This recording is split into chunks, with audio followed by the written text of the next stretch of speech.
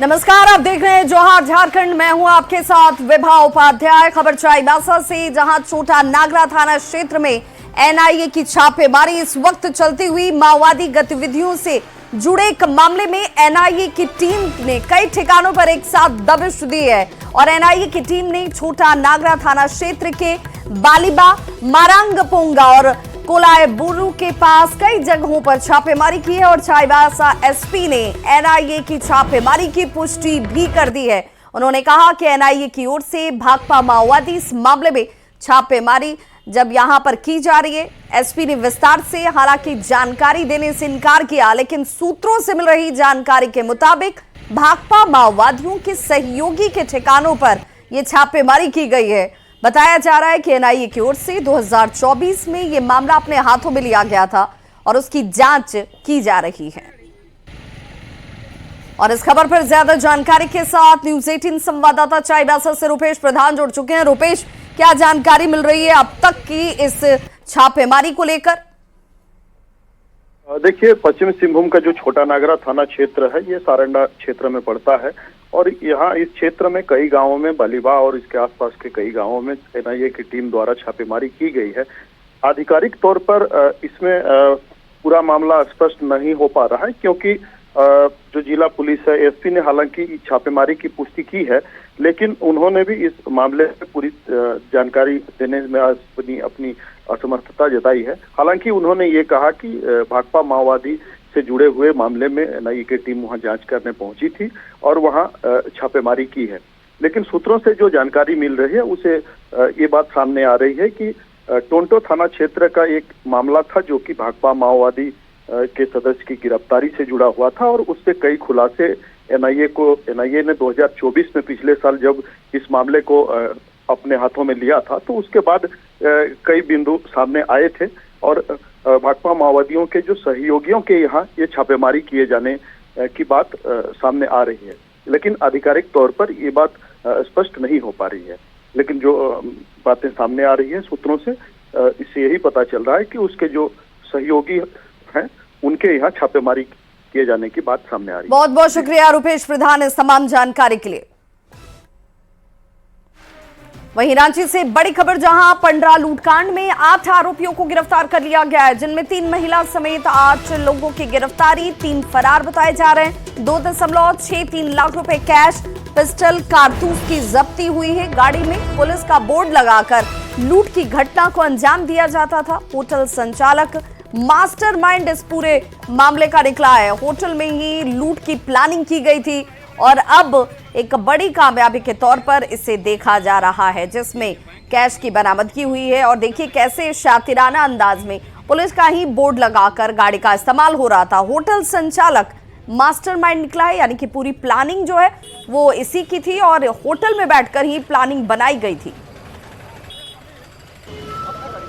और रांची संवाददाता ओम प्रकाश हमारे साथ इस वक्त ज्यादा जानकारी के साथ जुड़ गए हैं। ओम प्रकाश, एक तरीके से पुलिस के लिए भी ये चुनौतीपूर्ण, क्योंकि होटल चलाने वाला होटल संचालक ही लूट का मास्टरमाइंड निकल जाए, तो ऐसे में गहनता से जांच बहुत जरूरी हो जाती है। जी बिल्कुल, अगर बात की जाए तो इस पूरे जो गोलीबारी की घटना या फिर लूट की घटना की बात की जाए तो काफी संवेदनशील मामला था। पुलिस के समक्ष कई सारी चुनौतियां थी। अपराधियों के खिलाफ कुछ इनपुट जरूर थे, लेकिन तमाम चीजें जो ब्लैंक थी, उन तमाम सूत्रों को जोड़ते हुए अपराधियों को गिरफ्तार करने में पुलिस को सफलता हाथ लगी। और इस पूरे मामले में न सिर्फ आटा मिल का पूर्व कर्मी शामिल था, बल्कि एक होटल संचालक भी शामिल था और तमाम लोगों के द्वारा मिलकर इस पूरी साजिश को रचा गया था। इसमें जो अपराधी गिरफ्तार हुए हैं उनके घर की महिलाओं का भी इसमें पूर्ण सहयोग था। जिस तरह से इस पुलिस मामले के उद्भेदन में तमाम चीजें जो हैं वो सामने आई हैं, तो कहा जा सकता है अपराधी भी काफी शातिर थे और पुलिस का बोर्ड लगाकर गाड़ियों में घुमा करते थे और उसी गाड़ी से फिर लूट की वारदात को अंजाम देते थे। तो जिस तरह से ये पूरी घटना हुई थी, उसके बाद पुलिस ने एक बड़ी एसआईटी टीम का गठन किया गया था। 19 सदस्यीय टीम, जो अगर बात की जाए तो वर्तमान में हाल के दिनों में कोई भी एसआईटी इतनी बड़ी टीम नहीं बनाई गई थी। 19 सदस्यीय टीम के द्वारा इस पूरे मामले का उद्भेदन करते हुए टीम के गठन के बाद ही जांच में रफ्तार आई और ये सफलता भी मिली है। बहुत बहुत शुक्रिया। खबर गिरिडीह से, जहां मक्कतपुर के पास कोयले से लदी हुई बाइक असंतुलित होकर पलट गई। इस हादसे में बाइक सवार एक युवक देखिए कैसे कोयले के अंदर ही दब जाता है। शोर सुनकर लोग मौके पर इकट्ठा हुए। बांस डंडे के सहारे किसी तरह से कोयले में दबे हुए युवक को निकाला जाता है। आप जरा तस्वीरों को देखकर समझ सकते हैं कि किस तरीके से ये हादसा जो है वो होता है। हालांकि आसपास के लोग दौड़े जरूर। देखिए इसी बाइक पर कोयले की तस्करी कह लीजिए एक तरीके से हो रही थी और अमूमन इसी तरीके से तस्करी इस इलाके में की जाती है। और अचानक से देखिए ये असंतुलित होकर गिरता है और एक शख्स इसके नीचे ठीक आपको दबा हुआ दिख रहा होगा। दूसरा एक शख्स बचाने की भरपूर कोशिश करता है। हालांकि बांस डंडे के सहारे किसी तरह से कोयले में लदे जो वो शख्स दबा हुआ था उसे देखिए आसपास के लोगों ने बाहर निकाला है। बाइक का एक्सीडेंट होता है और कोयला लदी बाइक कैसे पलटती है और उसके नीचे ये शख्स कैसे दब जाता है। स्थानीय लोगों की तत्परता कहिए, सजगता कहिए, फौरन इस शख्स को इस ढेर से बाहर निकाला गया। वहीं धनबाद से बड़ी खबर है, जहां झरिया स्थित जीना गोरा में संचालित देव प्रभा आउटसोर्सिंग में एक बड़ा हादसा हुआ। हॉलपैक गाड़ी की चपेट में आने की वजह से कर्मी की मौत हो गई। घटना के बाद मृतक के शव के साथ परिवार के सदस्यों ने हंगामा किया है। ग्रामीणों ने कंपनी प्रशासन पर लापरवाही का आरोप लगाते हुए उचित मुआवजा और दोषियों पर कार्रवाई की मांग की है। हंगामे के बाद इलाके में तनावपूर्ण माहौल रहा। सूचना मिलते ही कई थानों की पुलिस मौके पर पहुंची और नाराज लोगों को शांत कराने का प्रयास शुरू किया गया। ये तस्वीर इस वक्त ग्राउंड जीरो से ले लिया है। ये जीएम का चलते इस तरह हुआ है। जीएम आज 1 साल से आश्वासन देकर रखा है, सब रैयत को पैसा मिलेगा, मुआवजा मिलेगा, पैसा आ गया है। और ये कुमनाथ सिंह के साथ मिलके पूरा जमीन को रैयत को छप दिया और इसको बीसीएल में नौकरी हो या तो 50 लाख रुपया दे। उसके बाद ये सिस्टम से चले, जितना जमींदार है, किसान है, सबका मुआवजा होगा तभी साइड चलो। हजारीबाग पुलिस ने पार्सल वाहन लूटकांड का खुलासा कर दिया। 1 जनवरी को चौपारण थाना क्षेत्र के बृंदा में डाक पार्सल गाड़ी में लूटपाट की गई थी। थाने में दर्ज शिकायत के आधार पर पुलिस ने छानबीन की और छापेमारी करते हुए 2 दिन में मामले का खुलासा कर दिया। पुलिस ने लूटपाट में शामिल 2 आरोपी अनिरुद्ध बालक और सुधीर कुमार को गिरफ्तार किया है। लूट के सामान को पुलिया के नीचे छिपाकर रखा गया था। पुलिस ने दोनों आरोपी को गिरफ्तारी के बाद जेल भेज दिया। वर्तमान में लग रहा है कि एक छोटा गैंग है और हम लोगों ने इस गैंग का उद्भेदन कर लिया। जो वृंदा गांव के ही लोग हैं, सबका नाम आ गया है हमारे पास। और ये मैं एक संदेश भी देना चाहता हूं कि इस तरह के जो भी कार्य इस तरह के अपराधी तत्व करेंगे वो बख्शे नहीं जाएंगे। उन पे लगातार कार्रवाई होगी और इनको हम लोग कारावास से भेज रहे हैं और साथ ही साथ इनका हम लोग पहचान परेड करा करके इनको पूरा सजा दिलाने का भी हम लोग प्रयास करें। झारखंड की हेमंत सोरेन सरकार ने बजट की तैयारी शुरू कर दी है। सीएम आवास पर अबुआ बजट पोर्टल और मोबाइल ऐप का शुभारंभ किया गया। हेमंत सोरेन ने इसका शुभारंभ किया और इस मौके पर वित्त मंत्री राधाकृष्ण किशोर, राज्य के मुख्य सचिव सहित सभी विभागीय अधिकारी मौजूद थे। वित्त मंत्री राधाकृष्ण किशोर ने कहा कि सीएम आवास पर आगामी बजट को लेकर महत्वपूर्ण बैठक हुई। इस बैठक में गांव से लेकर शहर तक के लिए आगामी बजट की रूपरेखा तैयार की गई, इस पर चर्चा की गई। आपको बता दें कि अबुआ बजट को लेकर शुरू किए गए पोर्टल के माध्यम से व्यापारी से लेकर आम नागरिक तक अपना सुझाव ऑनलाइन दे पाएंगे। इसके लिए 17 जनवरी तक का समय निर्धारित किया गया है और बेहतर सुझाव देने वाले 3 लोगों को सरकार सम्मानित भी करेगी।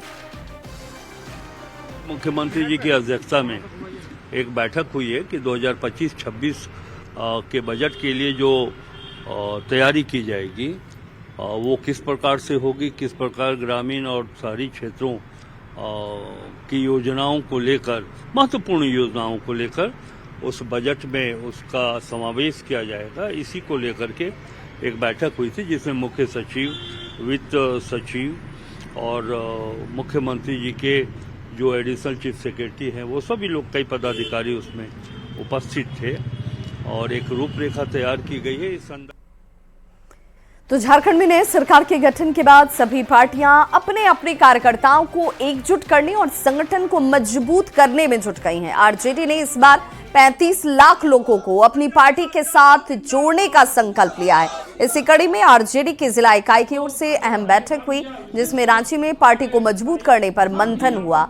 आरजेडी के कार्यकर्ताओं ने कहा कि एक वक्त रांची और हटिया विधानसभा में पार्टी की मजबूत दावेदारी हुआ करती थी, लेकिन बदलते समय से आरजेडी जैसे ही समय बदला उसके बाद आरजेडी कमजोर पड़ता चला गया, लेकिन अब इसे फिर से मजबूत करने की तैयारी की जा रही है। राष्ट्रीय जनता दल का हजारों हजार की संख्या में कैसे सदस्य हो और कैसे जो है राष्ट्रीय जनता दल के कार्यकर्ता को जो है एक जगह जो बिखरे हुए हैं उसको किस तरह से ऑर्गेनाइज किया जाए और संगठन का विस्तार कैसे हो, इसी बिंदु पर आज ये बैठक रखी गई थी। संगठन है, लालू जी का विचारधारा है, उसको जन जन तक पहुंचाना है, तो संगठन मजबूत होना चाहिए। और आज संगठन को मजबूत करने के लिए ही सदस्यता अभियान जो 25 से 28 है हमारा, उसके लिए हम लोग यहाँ एकत्रित हुए हैं और संगठन को मजबूत करेंगे। झारखंड में लगातार दूसरी बार सरकार बनाने के बाद जेएमएम का जोश हाई नजर आ रहा है और अब पार्टी बिहार में चुनाव लड़ने को लेकर तैयार दिख रही है। जेएमएम ने 12 सीट पर अपनी दावेदारी जताते हुए तैयारी भी की है और पार्टी के 13वें महाधिवेशन में इस पर चर्चा होगी। आपको बता दें कि जेएमएम जल्द ही अपना 13वां महाधिवेशन करने जा रहा है और इस महाधिवेशन में ही बिहार में होने वाले विधानसभा चुनाव में पार्टी हिस्सा लेगी या नहीं लेगी, इस पर चर्चा होगी। हालांकि पार्टी सूत्रों के मुताबिक अगर देखें तो बिहार के 12 विधानसभा क्षेत्रों में चुनाव लड़ने की तैयारी जेएमएम की तरफ से कर ली गई है। हमारे फॉलोअर्स हैं, हमारे चाहने वाले हैं, वो बिहार में भी उनकी तादाद बढ़ी है। जो सीमावर्ती विधानसभा क्षेत्र है, 12 विधानसभा क्षेत्र वैसे हम लोगों ने चिन्हित किए हैं और उन सीटों पर हम मजबूत हैं। हमारे लोग हैं वहाँ, हमारे नेता हैं वहाँ और हम इंडिया गठबंधन के बैनर तले चुनाव लड़ना चाहते हैं। दावेदारी करना कोई गलत बात नहीं है। राजनीतिक दल अपनी सीटों की दावेदारी तो करते ही हैं। हम बिहार में भी महागठबंधन के तहत चुनाव लड़ेंगे और पूरी मजबूती के साथ हम चुनाव लड़ेंगे। किसे कितने सीट मिलेंगे, ये जब शीर्ष नेतृत्व तमाम घटक दल के बैठेंगे तो उस वक्त ये फैसला हो जाएगा कि कौन कहां और कितनी सीटों पे लड़ेगा। जेएमएम के द्वारा बिहार में चुनाव लड़ने की बात कही जा रही है, ये अच्छी बात है कि कोई भी पार्टी अपनी पार्टी का विस्तार करना चाहता है, तो इस पर मुझे कुछ नहीं कहना। और जहां तक सीटों की बंटवारे की बात है तो इस पे हमारे जो बड़े नेता हैं, राष्ट्रीय अध्यक्ष हैं माननीय लालू प्रसाद यादव जी और बिहार के नेता प्रतिपक्ष तेजस्वी यादव जी निर्णय लेंगे और जो उनका निर्णय होगा वो हम लोग सभी को मान्य होगा। झारखंड मुक्ति मोर्चा जिस तरह से झारखंड विधानसभा में चुनाव लड़ी और सीटों का तालमेल रहा, ठीक उसी प्रकार आगामी बिहार विधानसभा चुनाव में झारखंड मुक्ति मोर्चा अपनी 12 विधानसभा सीटों की दावेदारी की है। अब देखना यह है कि यह सीट कहां तक तालमेल के तहत आती है, आने वाला वक्त ही बताएगा। रांची से निरंजन सिंह। तो झारखंड में योजनाओं को लेकर बयानबाजी इस वक्त तेज हो गई है। एक तरफ जहां जेएमएम और कांग्रेस केंद्र सरकार से गोगो दीदी योजना को लेकर बीजेपी पर जबरदस्त तरीके से हमला बोल रही है, वहीं बीजेपी मैया सम्मान योजना को लेकर हेमंत सरकार पर हमलावर है। जो वादे करते हैं उन वादों को पूरा करते हैं। हम जुमलेबाजी नहीं करते, हम दिग्भ्रमित नहीं करते, हम ठगने का काम नहीं करते। हम विपरीत परिस्थितियों में भी, जबकि केंद्र की सरकार हमें मदद नहीं कर रही है, हमारा 1,36,000 करोड़ रुपया केंद्र के पास बकाया है, उसके बावजूद कुशल वित्तीय प्रबंधन का उदाहरण पेश करते हुए हम लोगों ने वो राशि मुहैया कराई और अब सभी के खाते में जाने वाली है वो राशि।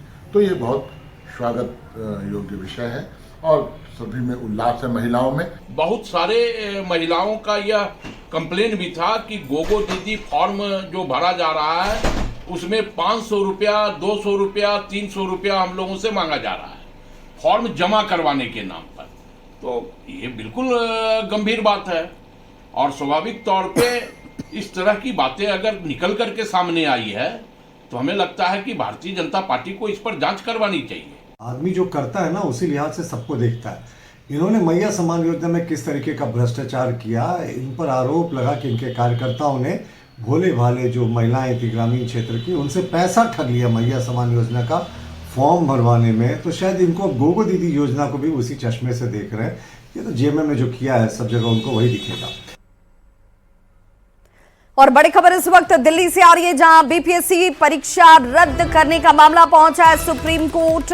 बीपीएससी की पीटी परीक्षा रद्द करने की मांग, और अब ये मामला सुप्रीम कोर्ट तक जा पहुंचा है। याचिका में परीक्षा को रद्द करने की मांग की गई है। परीक्षा में धांधली का आरोप लगाया गया है। हालांकि आपको बता दें कि पहले ही आयोग ये साफ कर चुका है कि सिर्फ बापू परीक्षा केंद्र पर हंगामा हुआ था, जिसके बाद वहां की परीक्षा रद्द कर दी गई।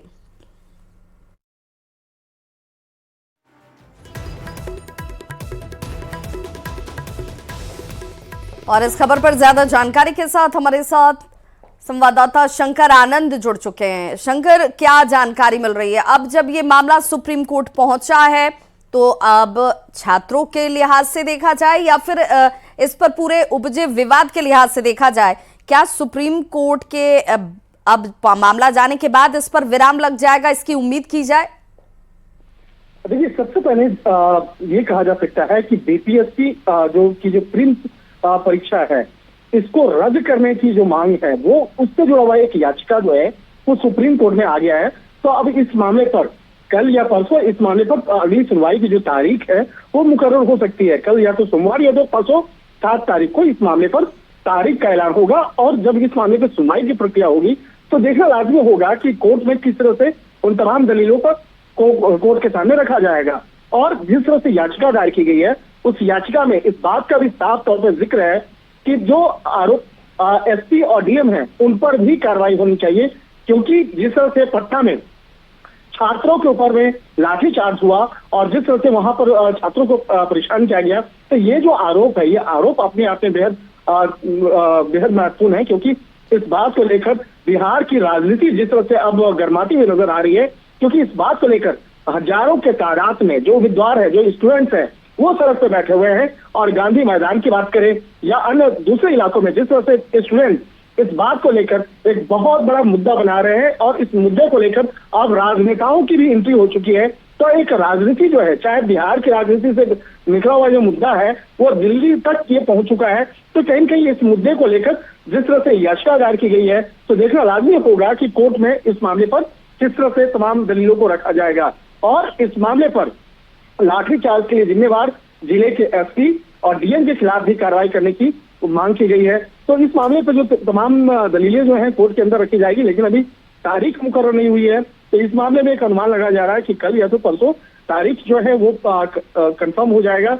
उसके बाद इस मामले में बिल्कुल शंकर आनंद, जिस याचिका को दाखिल किया गया उसमें कई तरह के सवाल भी हैं और उनकी अपील भी इसमें की गई है। जिस प्रश्न पत्र लीक होने के मामले को भी इसमें जोड़ा गया है, धांधली का आरोप लगाया गया है, साथ ही साथ डीएम और एसपी पर कार्रवाई की जाए क्योंकि छात्रों के ऊपर बर्बरतापूर्ण कार्रवाई की गई थी। अब ये देखना होगा कि तारीख जब सामने आती है, सुनवाई होती है, तो सुप्रीम कोर्ट किस तरीके से इस पूरे प्रकरण को देखता है और क्या इसके बाद इस पर चल रही सियासत ठंडी होती है या बंद होती है। ये बहुत महत्वपूर्ण। बहुत बहुत शुक्रिया हमारे साथ जुड़ने के लिए। और रांची से बड़ी खबर, जहां पर झारखंड के बकाया को लेकर एक बार मुद्दा जो है फिर से गर्मा गया। वित्त मंत्री ने केंद्र से भुगतान की मांग की है। पूर्व मुख्य सचिव और सीएम ने यहां पर लिखा है पत्र, हमारा हक है, हम भीख नहीं मांग रहे, बकाया नहीं मिला तो रास्ते खुले हुए। वित्त मंत्री की तरफ से यह कहा गया है, किश्त पर राशि भुगतान की मांग की गई। और क्या कुछ कहा गया है जरा भी सुनिए। हमारे तत्कालीन मुख्य सचिव ने पत्र लिखा था, मुख्यमंत्री ने पत्र लिखा था, ये दोनों स्टेट के एक अथॉरिटी हैं। आप उनके पत्रों के आलोक में कोई जवाब नहीं देते और एक साधारण सा पार्लियामेंट में उठ के खड़ा हो जाते हैं और बताते हैं कि कोई बकाया नहीं। आप बताइए, देखिए ये संघीय व्यवस्था हमारे देश में और राज्यों का और केंद्र के बीच संबंध जो है वो एथिकल रिलेशन भी होता है। हमने डिमांड किया है, हमारा हक है, हम कोई भीख झारखंड नहीं मांग रहा है उससे। अगर राजनीतिक सुचिता है केंद्र सरकार के पास तो ये पैसा हमें वापस करे और यदि ये पैसा वापस केंद्र सरकार नहीं देती तो लीगल पहलू भी है सामने, हम लोग उस पहलू को भी देखेंगे। तो झारखंड के वित्त मंत्री को आप सुन रहे थे, राधा कृष्ण किशोर, जिन्होंने सीधे तौर पर कहा कि भाई हमारा जो वाजिब हक है, हमारा जो बकाया है, उसी की मांग की जा रही है।